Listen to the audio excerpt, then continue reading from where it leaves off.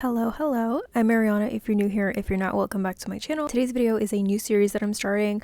I wanted to kind of talk a little bit more about the products that I love, as well as give you guys a little bit more of like technique tips. If you're new here, I am a certified makeup artist, a retired certified makeup artist.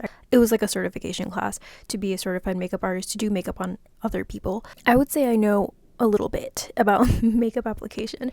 So this is a new series that I'm starting. Please let me know if you like it. It is going to be like product reviews as well as technique deep dives and product focused tips, application tips and stuff like that.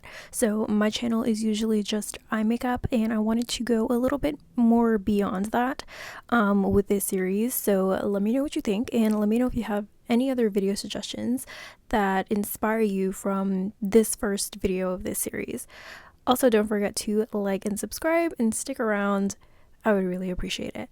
So today's video, we are getting into how to apply cluster lashes underneath your lash line to do the whole DIY lash extension trend, which I actually really love. And as an eyeshadow eye makeup content creator, I have recently been putting my eyelashes underneath my lash line because it just looks so much more neat, clean. You can't see a lash band. So the lashes that I'm going in with today are the Ardell Naked Clusters. This is what they look like. I got this from Ulta. This is about like $8 for this entire pack.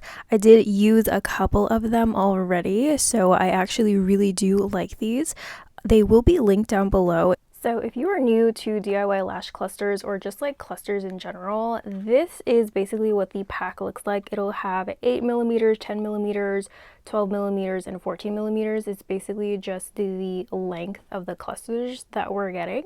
So they just go from short to long, and this way you can kind of like customize your look, customize your lash map, and you can create like a winged out eyelash look, or you can do like a doll eyelash look and kind of get inspiration from different lashes that you already have and create a customized cluster combination.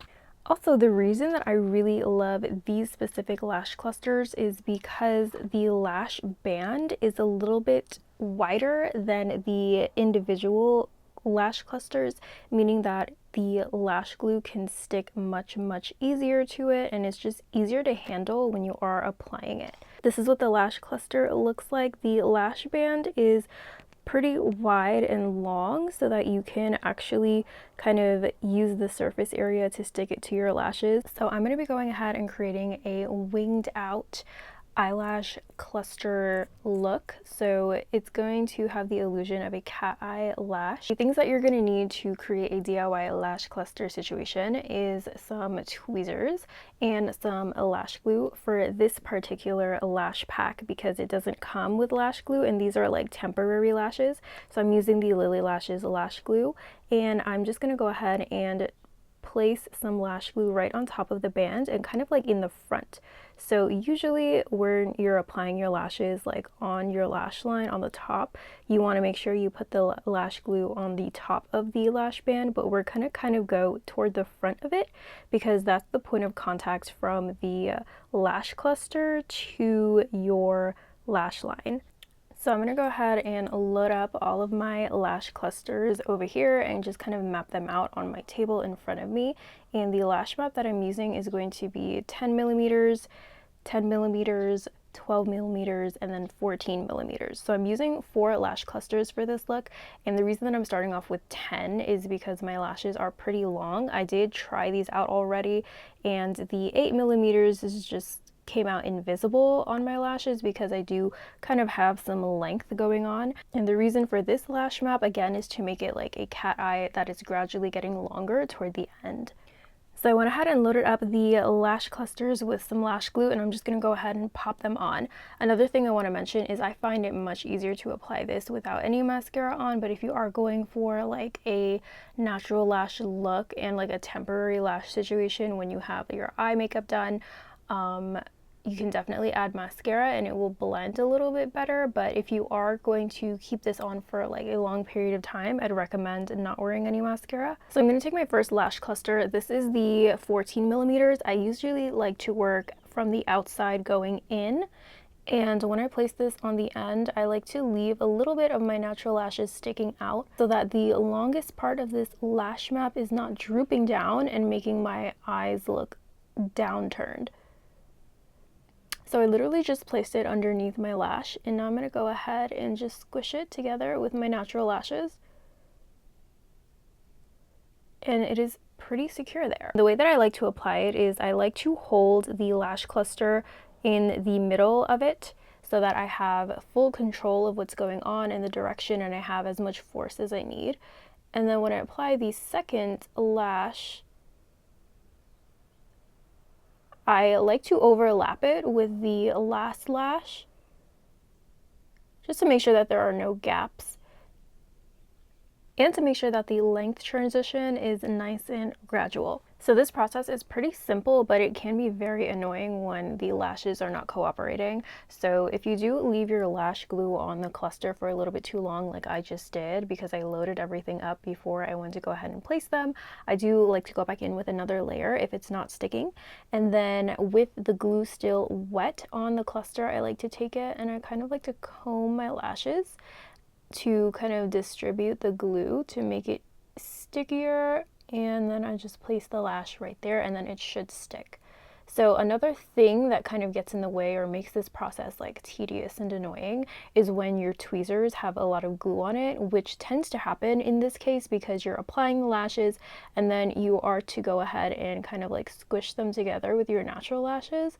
So this is when glue is getting on your tweezers in the front, in the back, and I usually use like the back of my tweezers to push it in and secure it there. I like to squish them together, and glue gets all over this thing, and when the lashes are not really sticking to your natural lash line, it will kind of like stick to the tweezers and come off. So you want to make sure that you're constantly kind of cleaning your tweezers and making sure that you are kind of making it as easy as possible for you to go ahead and get this done as fast as possible. So I went ahead and applied the last bit of glue to the first cluster, and as I do with my normal lashes, my normal strip lashes, I don't like to put it all the way to the inner corner of my eye because I do tend to tear up, and my eyes do tear often. So to prevent lifting, I like to place it as in the center of the lash line as possible.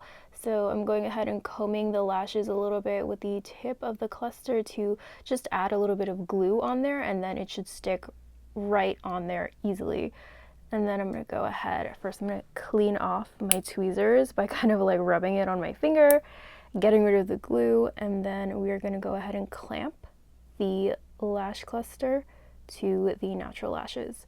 And we're done. And I actually really like this lash map. This came out really cute. Again, this is the 10mm, 10mm, 12mm, and 14mm.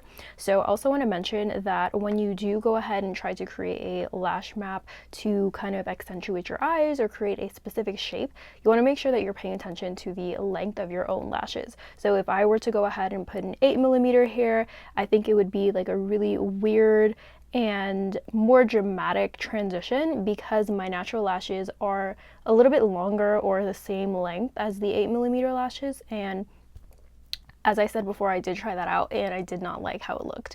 And the last thing that I always love to do or have to do or is like a must do, I go ahead and tightline. So this is just lining the underneath skin right here. It's the same thing as like lining your waterline, but it's on the top of your lash line, and this is just going to hide that band even more. So I just like to take any black liner that I have and just kind of run it through my tight line. So this band is like basically invisible now. So here is the before and after of the lash map and the lashes, the lash clusters, and the lash application, as well as the tight lining. I think it looks super natural, especially because I did not put on any mascara. Usually I find that when you do put like that lash bond and the whole routine, when you do want this to last as long as possible, I tend to kind of like comb the bond into my natural lashes and it ends up looking like mascara. So it just looks a little bit much, but I really like the way that this came out because this is really giving me like lash extensions, and it looks really, really cute.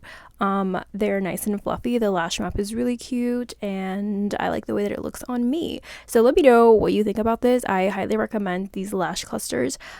Just to give you a quick look, just to give you an idea of what I was talking about when I said that this makes the lash application easier, or like the length of the width of the lash band makes the lash application easier. These are some clusters from TikTok Shop.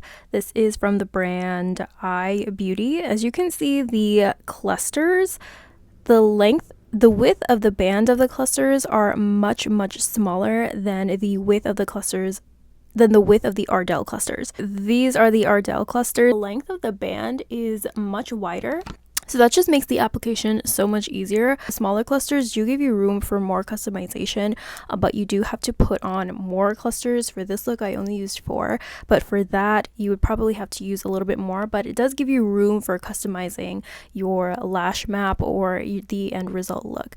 But I absolutely love the wider lash clusters because it's just so much easier to apply.